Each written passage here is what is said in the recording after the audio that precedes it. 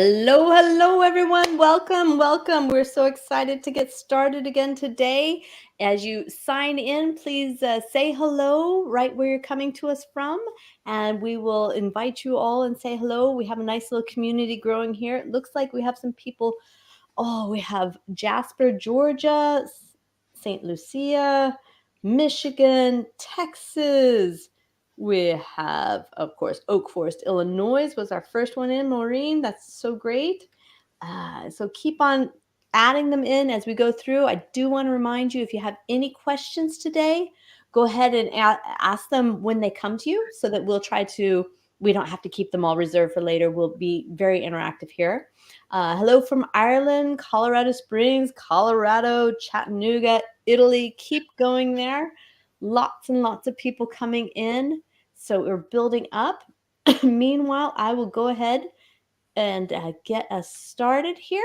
So I just want to say welcome and tell us where you're joining us from. Remember to sign up, click the bell to follow us on YouTube and Facebook and all of that. So it'll be exciting and fun. In this session of First Editing's Publishing Power, today we have Karen Ferreira, the founder and CEO of Children's Book Mastery, is here to discuss how to publish like a pro. So this is going to be an exciting day for us, and we're going to do lots of fun things as we go through here. Today, we're going to cover distribution options and publishing platforms. We're going to go ahead. Oops, 1 second there.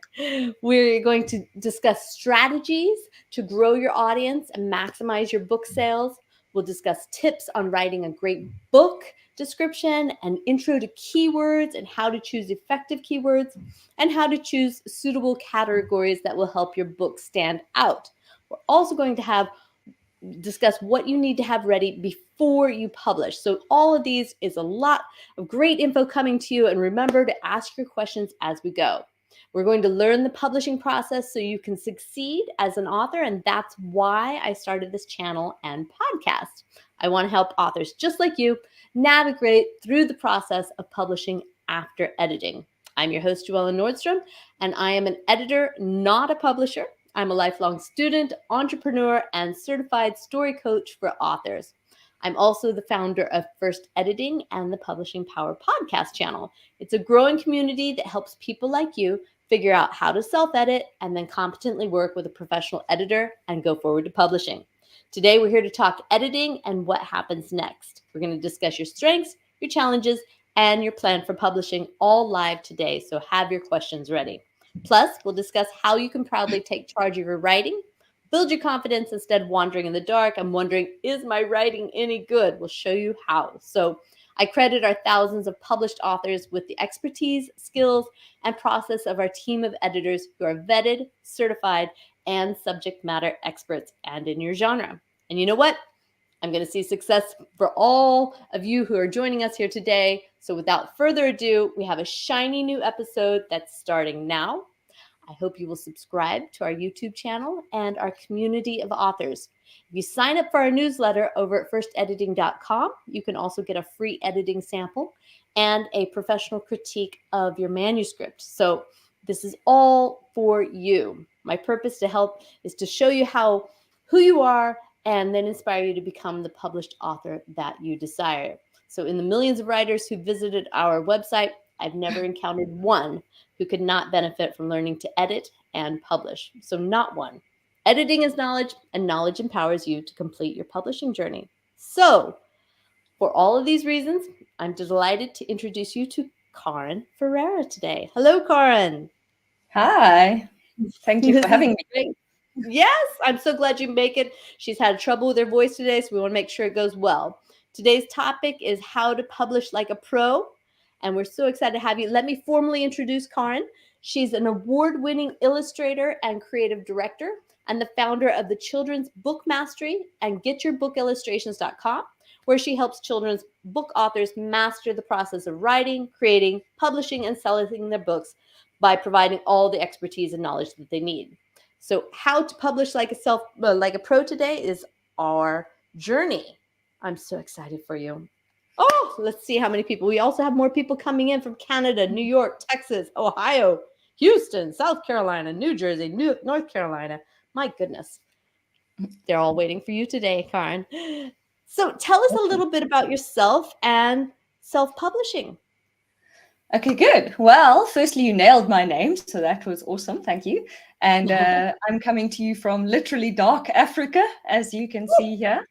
Yeah. So, I got into, as you said, I have a book illustration company. So obviously I work with a lot of self-publishing authors, and that really got me, into really learning a lot about the industry and all the, you can learn a lot when you self-publish yourself, but when you work with hundreds of people, you really see all the things that really people run into. So that led me to really figure out quite a few things in the field. Mm. Well, and we've got a whole lineup of questions that we're going to ask you today. So we'll work through those and you can inform us and share your expertise with us. And again, one more time, everyone who's in here today, please go ahead and post your questions as we go. So that being said, I'm going to start with our first question today. And it is, what are the distribution options for self-publishing authors? Okay, so distribution options, just firstly, just in case anyone's very new, that's literally like, how do you get your book to readers, right? So someone buys the book, how are they going to get it? So there are two main avenues. So what a lot of people do is they use print on demand. So I'm sure most people here have heard of like Kindle Direct Publishing, and they publish on Amazon or Ingram Spark or these big companies, right? So what print on demand means is your book is sold on some platform, Barnes & Noble, Amazon, wherever it might be. And when someone buys your book, the company that does your print on demand service will print literally one book. So they're printing it on demand and they will ship that one book. So that's obviously a good option in terms of you have no upfront costs and very low risk or no risk, more or less, because, whatever you sell gets printed and shipped, but you don't pay for anything to get printed or shipped or anything like that hasn't been sold, basically. And then you get offset printing or bulk printing. Well, offset printing is really the way they print. It's a different type of printing, but you normally call it bulk printing. So that means you literally get a bulk amount of the books printed, right? Exactly like the name suggests. So normally it will be 500 books, usually as a minimum, or up. Obviously, it can be a lot more. It also depends on who you work with. But the bigger bulk printing companies, and for you to get a decent kind of discount, start from around 500 books normally. And the benefits to bulk printing, even though you have to pay upfront and you have to invest a little bit, to get started, is you can get quite a big discount. As I said, like printing 500 books, your per unit cost can be substantially lower. And also the print quality is actually better than print on demand. So especially, I'm in the children's book world. So especially when you're in picture books or these kind of books with a lot of color and illustrations or photos or these kind of things, then that higher quality is also really quite important for a lot of authors. Yeah, it is, especially with the printing. The illustrations are super important. So this is what you're sharing with us today. Very good. So we're talking about the distribution options and the print on demand publishing platforms. Are there any in particular that you would recommend? Yes, so definitely, if you're going to look at print on demand, KDP, Kindle Direct Publishing, so that is Amazon's publishing. So basically, if you put your book on KDP, your book will appear on Amazon. So that can be your ebook and your paperback, and now they've started hardcovers as well, right? So definitely KDP, and then Ingram Spark is the other big one. So Ingram Spark basically distributes to they're the biggest book wholesaler in the world, and they distribute to, I think, 40,000, or I don't know, many thousands of retailers and libraries and so on worldwide. So most authors that I work with, at least, publish on KDP and Ingram Spark, and I recommend that because obviously then you're getting very wide distribution, right? For Ingram Spark, you can really just put your print book. You don't really need to put your ebook on there, to be honest, because Amazon sells 80% of ebooks in the English-speaking world. So you're kind of good just putting it on Amazon. It's your choice, obviously, but I would say you don't really, it's fine to just put it on Amazon more or less. And then actually the other one I recommend is draft to digital, or sometimes people call it D2D. And the reason I recommend them is they're growing, but also if you put your book on D2D, you can give your ebook away for free. So if you want to do promotions, there can be benefits if you want to do free days or free promotions or things like that. There are ways to do it with KDP as well, but with D2D, you don't have to do anything special to make it free. You can just make it free, basically. And if you charge for it, they take, I think, 10% of the retail price. So they have that fee, but they have no upfront costs. Whereas Ingram Spark has a $49 upfront cost, and KDP is also free. So kind of if you have $49, you can do all three of those, and that's all it will cost you.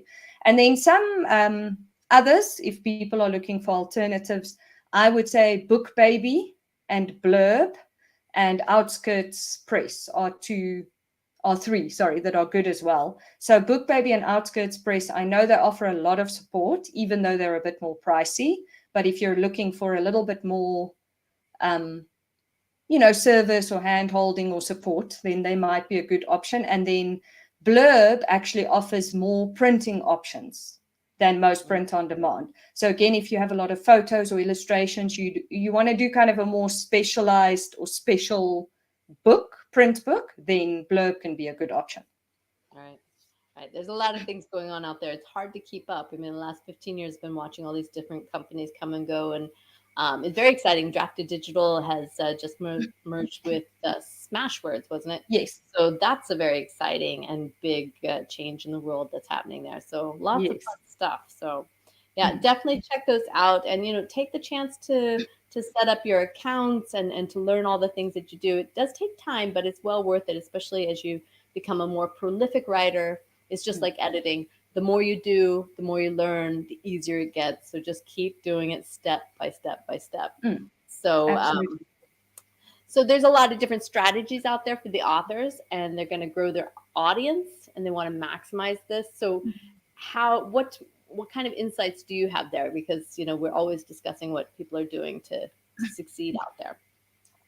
Well, I'm all about basics. Like sometimes I think people must be like, what is she talking about? It's so basic, but the basics really are what really win the race in the long run. So the first thing is let people know about your book. And I know that sounds maybe very basic, as I say, but there are so many authors who are, they're struggling, they're not selling any books, or they're not getting any reviews, or, nothing's happening. And really, when you chat to them, you'll find out they're doing nothing to let anybody know that the book exists. So the book is going to sit there and nothing's going to happen. So I always recommend when you start writing, start your launch plan, start promoting, start telling people. You don't have to, spend 5 hours a day and come up with extravagant marketing plans and so on. But any plan's better than no plan, right? So start letting people in real life know. You can let colleagues and friends, family, anybody know, and start gathering some support. Start building a social media following and that kind of thing. So I always say people tend to underestimate the power of just telling people about your book. I've chatted to so many authors who, someone came to fix their electrical and they sold 3 books to the person just by mentioning they just published a book, or someone told or shared a book with a child and then the whole classroom bought 30 books, things like that. And those things don't happen if you don't share about your book, right? And then, and obviously you can go very wide with that in the sense of think where there's a lot of possibility. So again, I'm more in the children's book world, so I will always recommend like school visits or go to library readings where you read to the kids or those kind of things, where you can reach a bunch of people at once. But the same applies for any adult author, right? Where can you reach a group of your audience? So for fiction, it can be trickier, but there are still opportunities. For nonfiction, Obviously, there are lots of places where you can go, like, if there's a trade show or if there's somewhere where you can get a speaker opportunity or anything like that. So in other words, I'm saying tell people one-on-one, but also look where you can speak to people one-on-many, because every single person that knows about your book can make a difference. And like I say, people tend to underestimate this and go, well, if I tell some people about my book, it won't do anything, but it will do something if you keep doing it. And then in the online world, you can build a social media following and all these things, and you should, but having an email list is more valuable. Having an email list of a few hundred people is more valuable than having a social media following of a few thousand people, because a lot more people are going to see your email, open your email, respond to your email. Emails have a way better conversion rate than social media. So the other thing I always recommend is, again, when you start working on your book, think of a way you can start gathering emails. Offer something free. You can even say, my book is only coming out in 9 months or in a year, but if you sign up now, I will give you something, right? I'll give you extra bonuses that complement the book when the book comes out or something like that. And that encourage people, in other words, to go, okay, I want to be part of your email list. Because the point is, if you think about it, if you have an email list, even of a few hundred people, when your book goes live, when you publish, what a difference to nobody, right? So, and I think that's what I always get people to envision. If you really envision you're going to publish your book tomorrow and nobody knows about it, or maybe your husband and your cousin know about it, versus even just, 80 people know and they're interested to support you, even just 30 people. What a massive difference, right? From nobody to that. At least you feel like, hey, you're going to sell some copies, you're going to start getting some reviews, and things are going to start happening. So those are the main things. But then, of course, if you can write several books, that helps a lot, because while writing several books won't sell the books automatically, you'll still need to promote.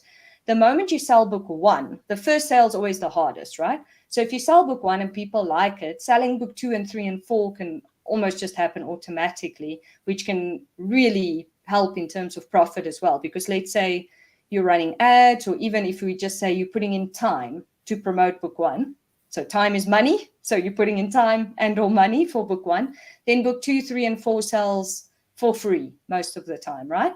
And also, if you have different books, there's more chances of having your book discovered, because if someone searches for something, they might find book 2 or 3 or 4, right? But then they're kind of finding you and all your books.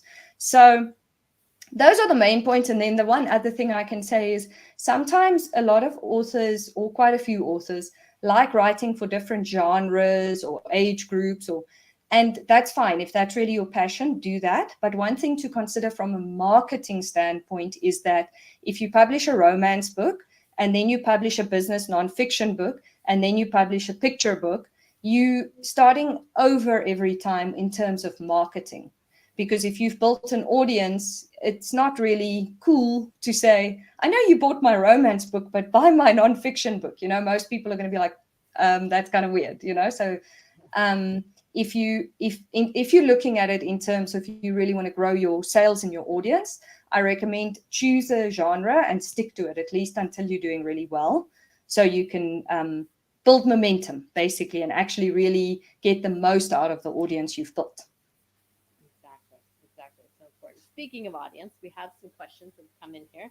I apologize to everyone that came in a little bit late, but these platforms, doesn't always come in instantly. So we have it here. And we're going to back up just a little bit, so we'll cover these in order as we go.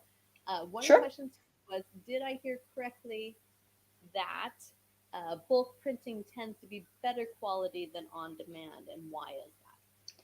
Yes, you heard correctly. So basically, with print on demand, they use one certain, without getting too technical, they use a certain printing method.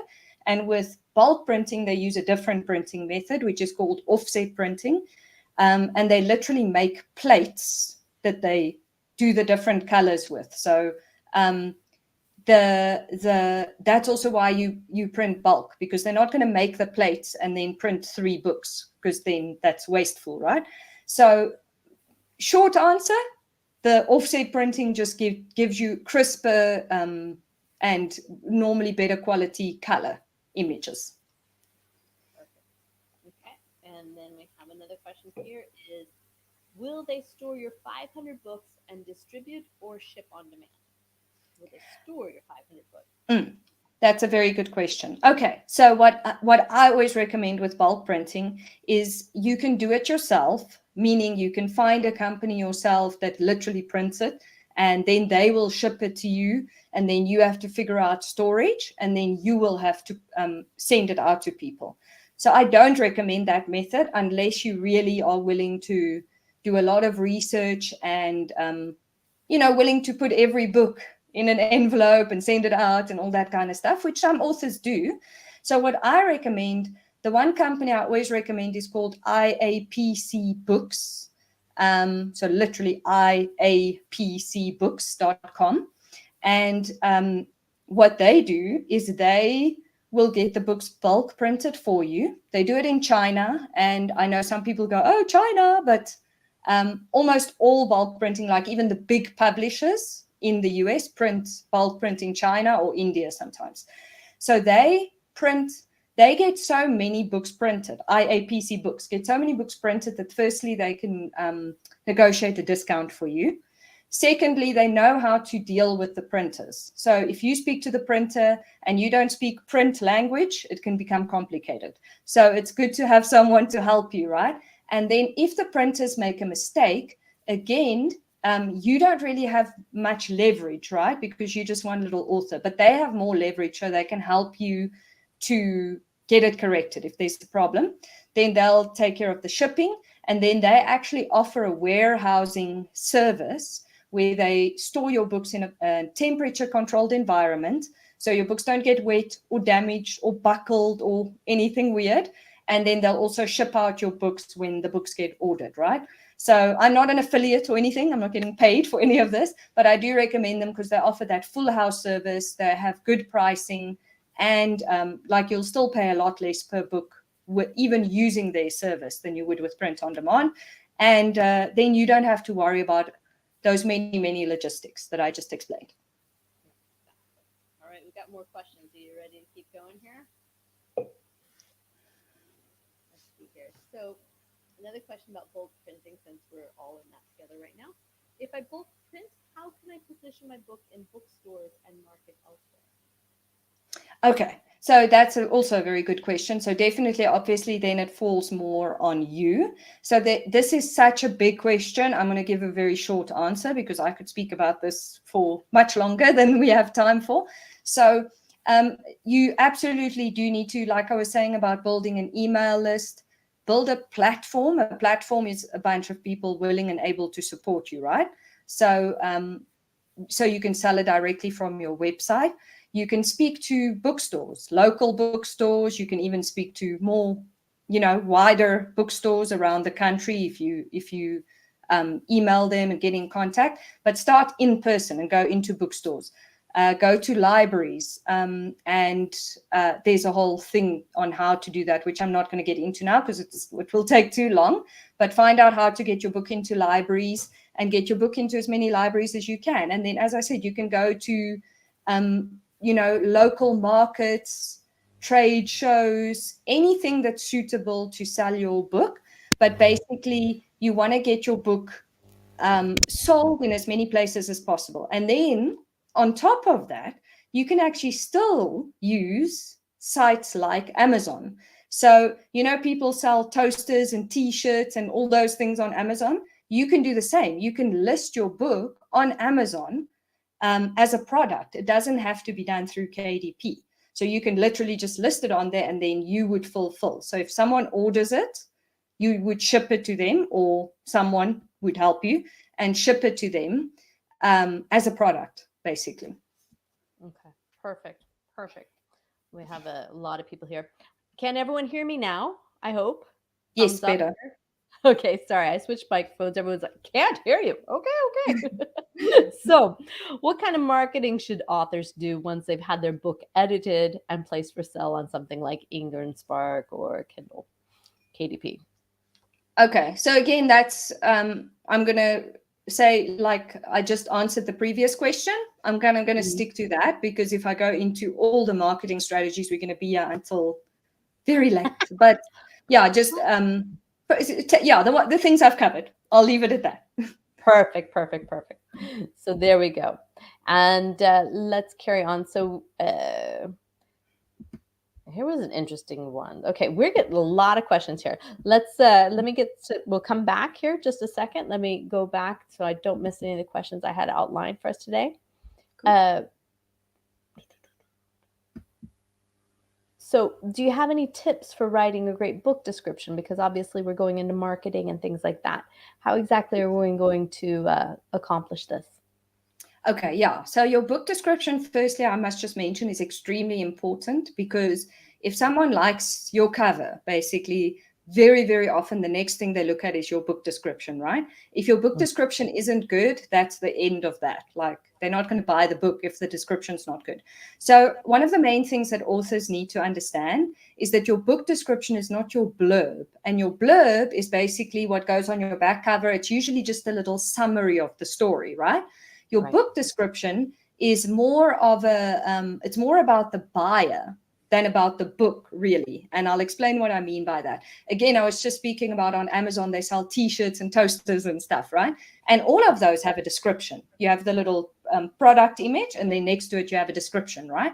So it's the same with the book. You have the cover image and you have a description.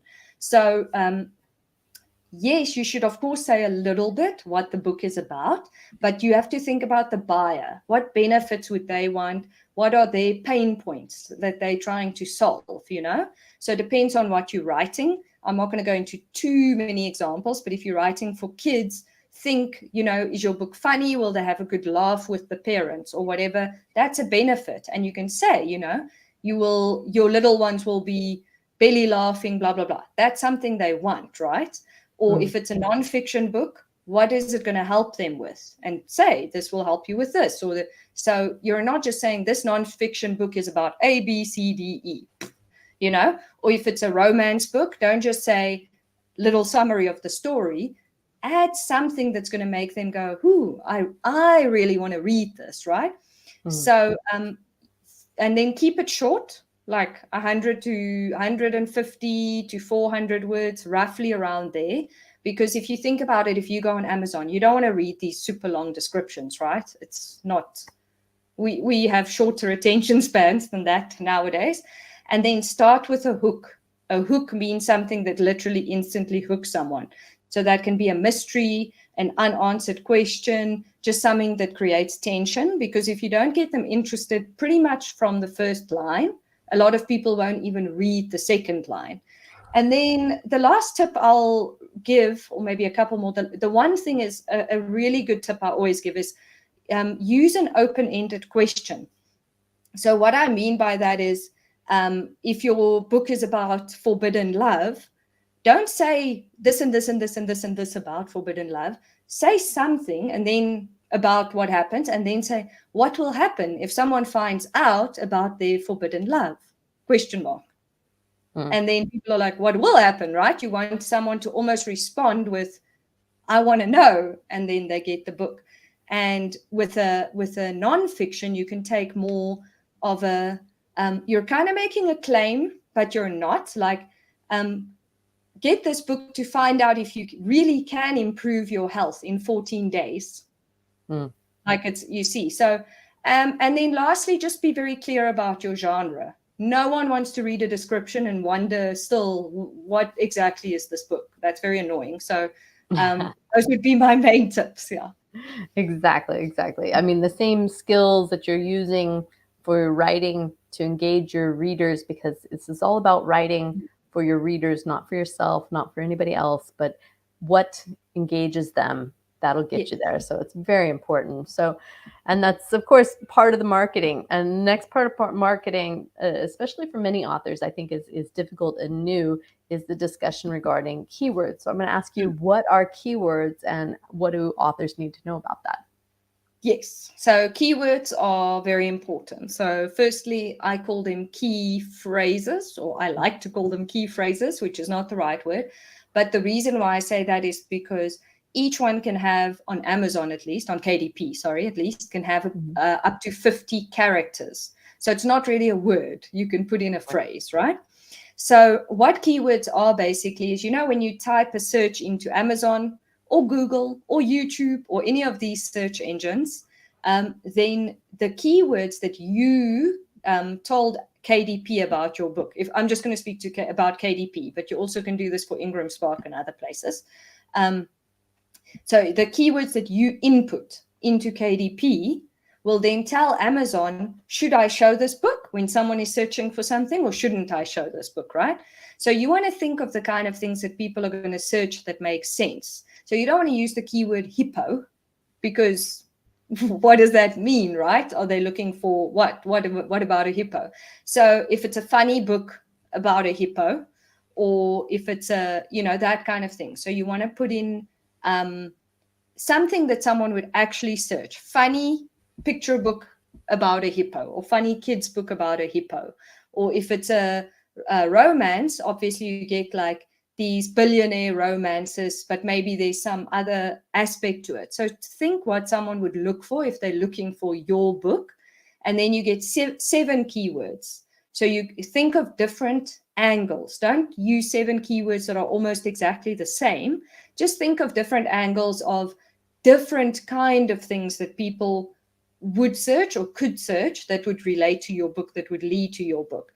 And the reason why this is so important is because it can help people who don't know that your book exists to find your book, right? That's why we really want to nail it. So I always recommend Publisher Rocket. So, that is the one tool that I find is extremely, extremely helpful, because without going into a long explanation, it can show you the keywords that have low competition and are highly searched. And you obviously want a keyword that a lot of people look for, but you're not going to struggle to show up. If the competition is high, you will be on page 10 of the search results, or page 30, which you don't want. So I recommend Publisher Rocket to find out which keywords you can actually be seen for, but it also has a decent amount of searches. So that's a short explanation, but that's the gist of it, I would say. Right. We're getting a lot of questions as we go through here. I'm just going to see if there's anything that's related directly to that. Okay. People. Yes, we will have a replay later for everyone. So make sure that you have signed up. If not, you can email us at editors@firstediting.com. Questions regarding book description synopsis, but it looks like they're solving this in the questions there. So we'll move along here. We'll cover them all, folks, but I want to make sure we cover the ones that we promised. So how can authors choose those effective keywords? You mentioned that with the Publisher Rocket. So I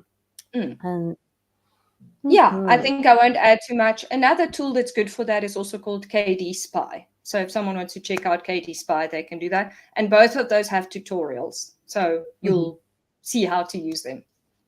Right.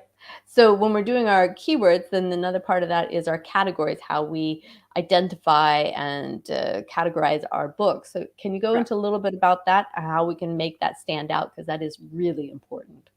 Yes, exactly. Categories, again, like keywords, are very important because, once again, they can help your book to be found, right? So some people will type in keywords, and some people will go into certain categories to look for the book, right? Like they know they want this category. So if you choose the right ones, then again, it can help people find your book. So again, I'm going to mention Publisher Rocket, because Publisher Rocket, again, can help you find really good categories where the competition isn't too high, where people can actually see your book, because obviously the main thing you want is that people see it. So again, if you go, let's say you just put your book in the action adventure category, that's too broad and no one's going to see your book, right? So you want to find that exact sub category where your book will be seen. So kind of delve, you get in Amazon, it's almost like, you can open a little twirly thing and it opens more and more. You want to go down as deep as you can, so you get as specific as possible.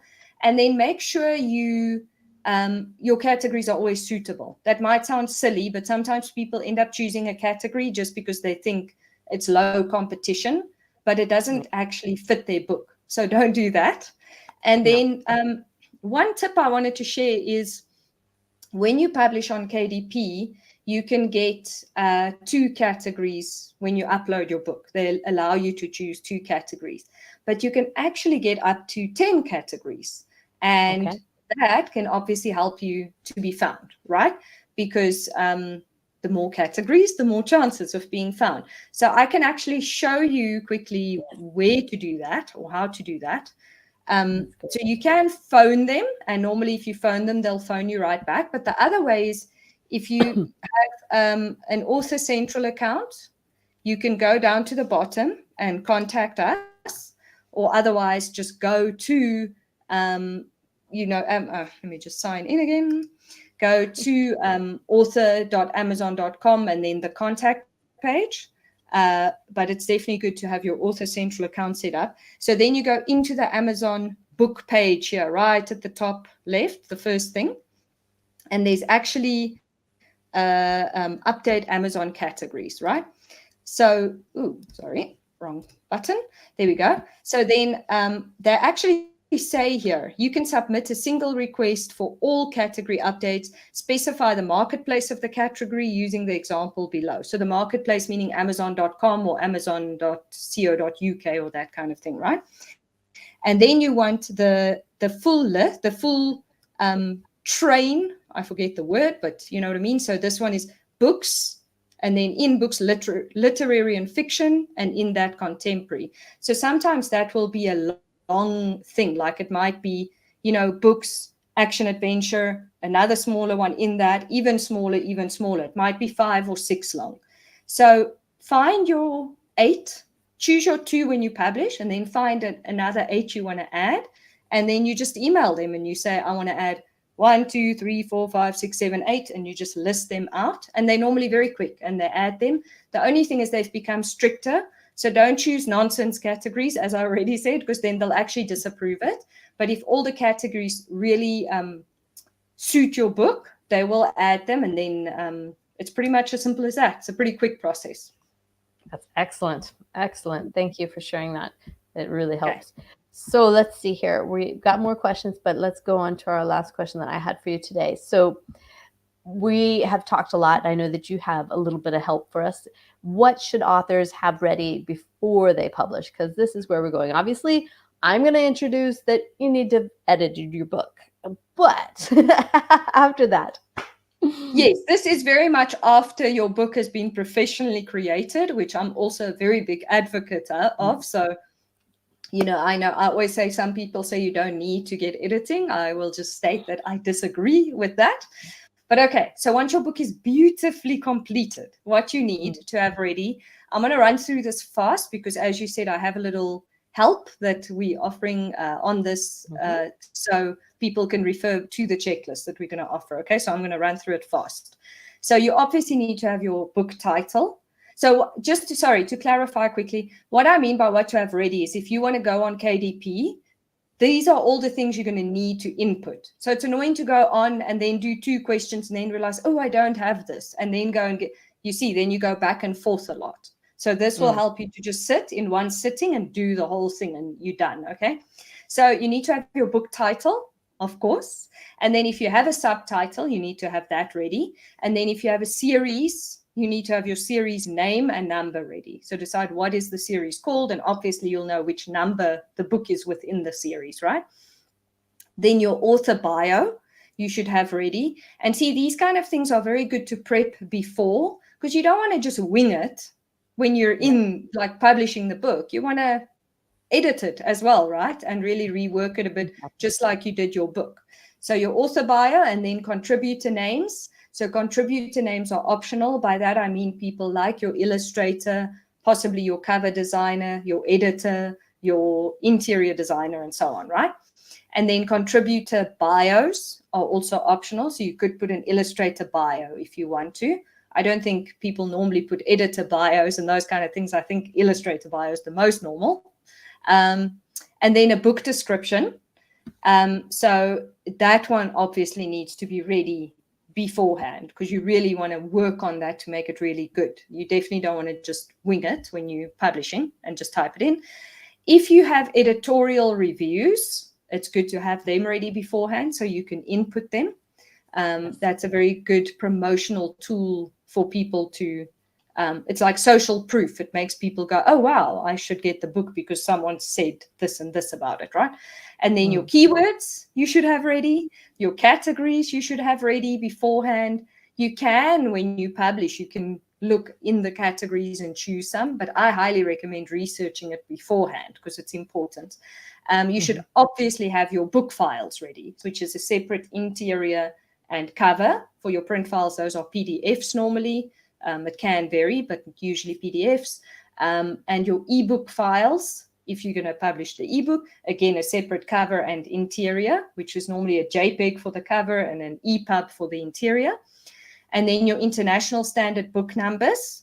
So a very quick word on that. You can obviously get a free ISBN now with Amazon, or KDP, I should say. You can get a free ISBN with Ingram Spark. I don't recommend that because then the book isn't, it kind of has, to simply explain it, it has their name on it, you know, kind of in the system, where if you get your own ISBN, you can put your name as the publisher or as the imprint. Okay, so I recommend buying your own ISBNs. And you need one for the paperback, you need one for the hardcover, and ideally one for the ebook. So you'll kind of need 3 if you're doing 3 formats. And then have your book price ready. Again, it's better to research it beforehand and kind of just figure it out when you're publishing. And then your imprint. So that's kind of what I was speaking about with the ISBN. So your imprint is kind of like a trade or a brand name. So it's kind of like the publisher name, but it isn't. It's almost like a subdivision of a publisher. So this is not a legal entity or doesn't have a legal standing. So you can just make one. Do check that you're not choosing some trademarked name, but you can choose an imprint. There are benefits to registering your own publishing company, but you don't have to. You can start by just saying, I am Cutie Pie Press, and there you go, and you just put that on your book. As I said, just check that it's not trademarked or something. So anyway, those are all the things you need to have ready, which then means you can start, put everything in, and press publish without having to go back and forth 20 times. Exactly. And it's a lot, but it's well worth having it done. It's just so much easier because it's frustrating otherwise. So let's see. That's great. So we've gotten through our questions, and now I want to just open it up for all of our questions out there. We have quite a few people who have joined us tonight. So I'm going to back up a little bit here to the categories. We have a question about categories here. She wants to know, these categories, are they per book or per author? It's per book. So every book you publish will have its own categories because your books will be different, right? So each one you can put up to 10 categories for that book. Yep.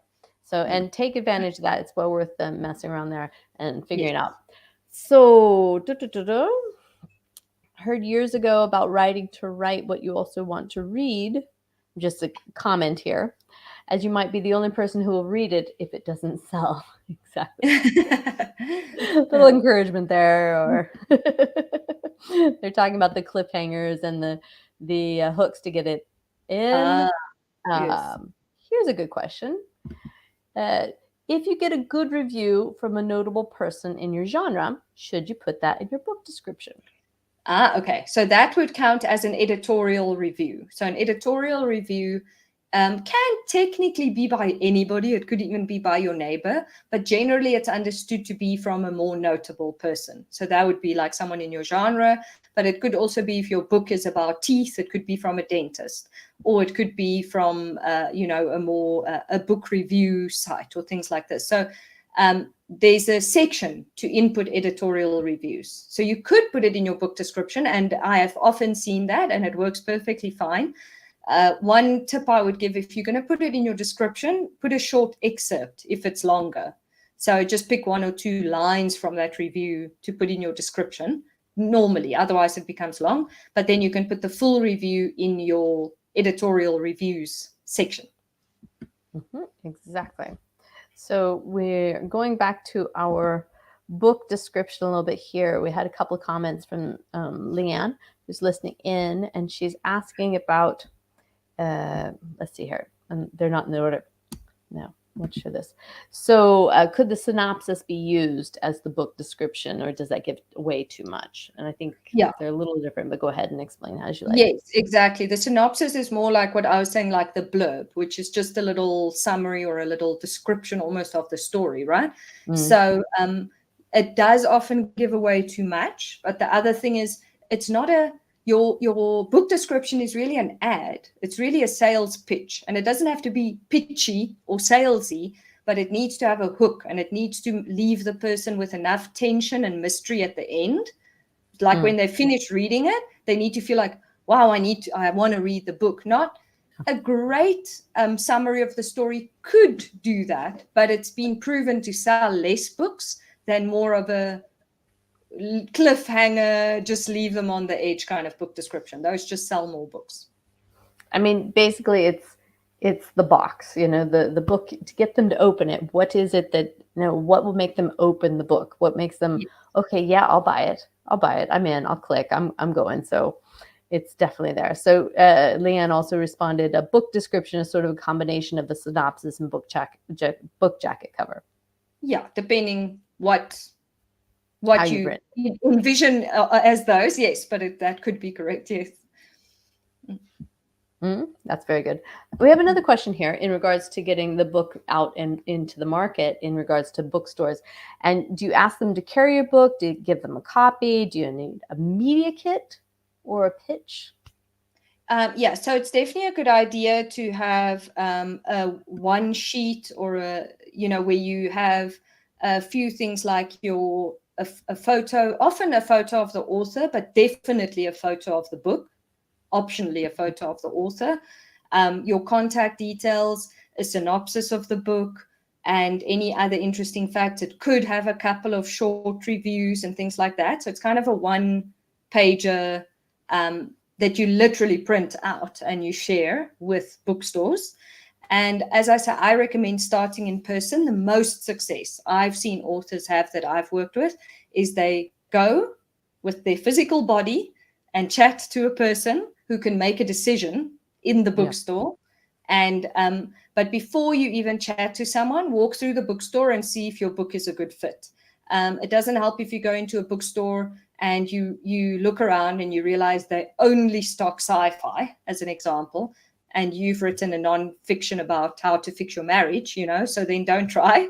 But if your book would fit in, then chat to someone. And I've seen a lot of authors get their books into numerous stores that way if they just persist. You can also sweeten the deal and say, I'll come do a book signing and give everybody a free blah when, at the book signing, something you can afford, and just, bring balloons and make it fun and make them feel like you're helping them to attract business. So I see here, and we're rounding it up now. So any last questions, please let them in. If we get to them, we will. But I know that we want to stay on track. So we have, which platforms are best for social media focus? And I'm specifically for authors. Social media is huge in itself, but I'm going to let you speak to this directly. She's asking about Twitter these days. Is a powerful platform to focus on.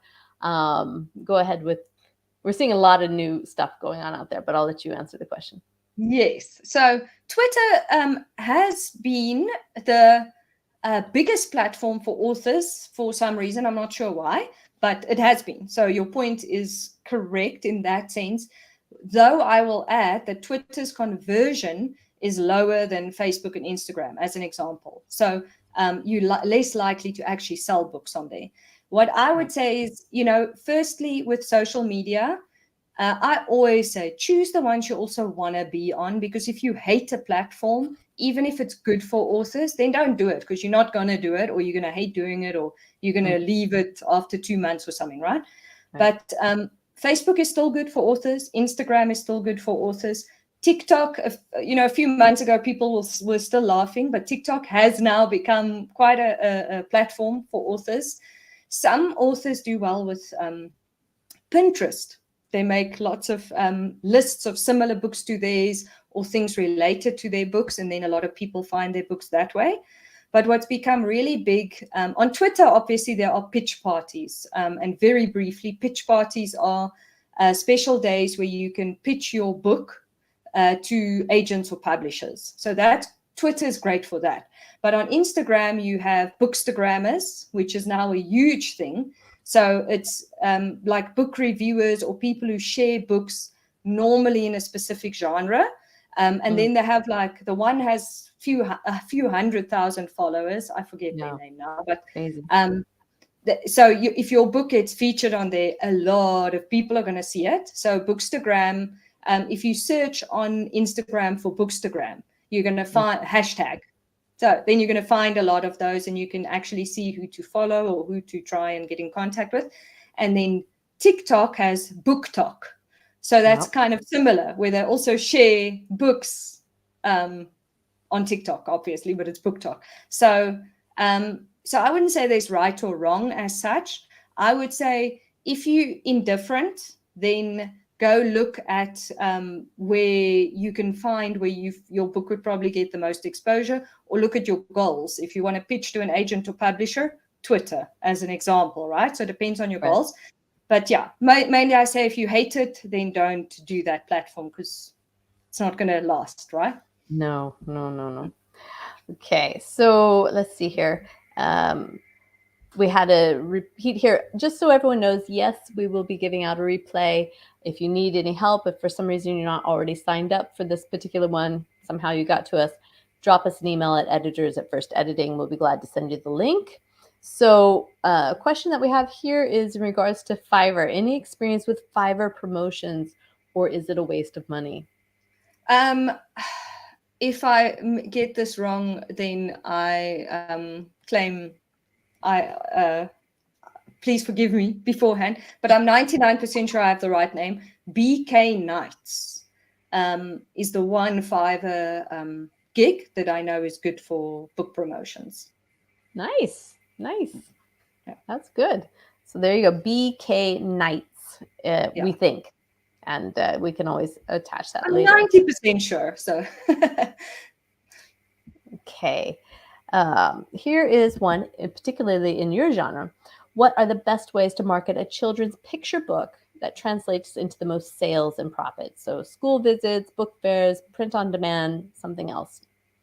Right. So yeah, it's a good question. So picture books are very competitive. So what I would say for picture books, and really for any book, but for picture books, there are actually very nice opportunities, as I said, to kind of reach a lot of kids in one go. And that would be school visits, libraries, this kind of thing. But think out of the box. If your book has to do with something about the environment, as an example, or anything that could link up to something like a summer camp, then contact that summer camp and see if, they would be interested in getting 50 copies of your book for the whole summer camp, as an example. But the same with schools. Go and speak to the school librarian or teachers and see. So for, just as a side note, for nonfiction, the opportunities are something like 8 to 1 or something like that to get published. So obviously if you're self-publishing, you can just publish. But the reason why I mentioned that is you can, with nonfiction, you can fit into a curriculum. So that's also something to keep in mind. If that's not your passion, then don't worry about it. But if you can fit into a curriculum and you can reach out to schools, you can sell a massive amount of books if you just keep reaching out. So anyway, the most sales and profit, bulk print. Sales, reach out to where you can reach numerous readers at once. So that would be schools, libraries, go to local fairs and those kind of things. So while you can sell books online, and that's a whole strategy in itself, you could literally sit in front of a school of 500 kids. And, that definitely works well. Excellent. We had here, I'm not sure I completely understand this question, and then we're going to wrap this up here. The question is it necessary to have a following on the various social platforms before going that way? So I guess before you're promoting yourself out there. I would also take it that way. So let's answer it that way. No. So basically, you can build the following while promoting, if that makes sense.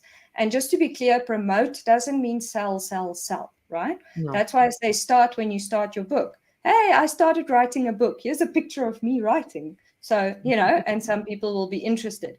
And then if it's a children's book, you can share illustrations. If it's an adult book, you can share interesting things about your journey, or possibly things related to the book. So what I mean is, if it's sci-fi, you could even share interesting sci-fi facts, or if it's non-fiction, obviously you can share things related to that, and so on. So you want to put out content that would be interesting to your target readers. That's really what you always want to think with. Who am I trying to speak to? Who am I trying to reach? What would they be interested in? And put that out. Obviously, in some way related to your book as well, not like wildly disrelated to your book. But yeah, that's the best way I can answer that, if that's the right answer to this question. But in other words, you need to start putting things out to be able to build the following in the first place, right? Exactly. And really, there are followings for every genre on every social media. And I'm just, Yes. he said he got it. Thank you. So that's great. Okay. Good job. Last question, folks, and I'm shutting it down. We have here, please recommend the best social media sites for a memoir. Okay, so I will firstly say I am not a memoir expert. I deal mainly with children's books, but I will default to my social media answer from before. I don't know, and I could be wrong, but I don't know that one social media site is proven to be better for memoirs than others. I think, like Jo Ellen just said, all of the social media sites have a place for every genre.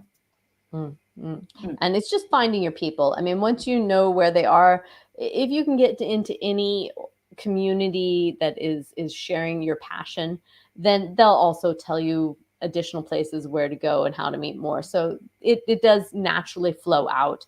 And you just take your patience and your time and build it up, and it'll be really well there. So let's see. One So quick thing I can add, sorry, very quick, with the memoir as well. Again, what Jo Ellen just said, find your people. So also think, of course, who would be interested in the memoir, because it's not really like you just get memoir readers. They're going to read the type of memoir that relates to their life or them or their interest, right? So always keep that in mind too.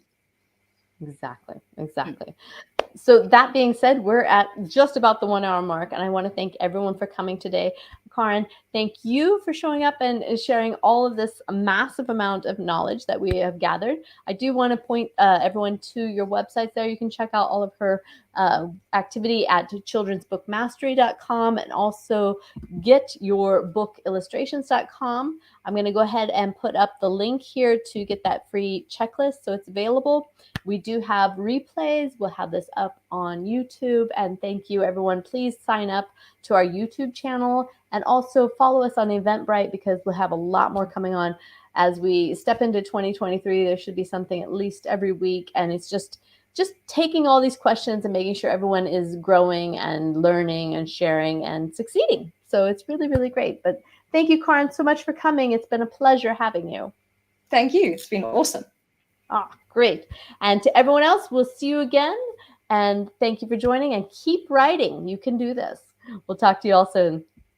Bye. Bye-bye.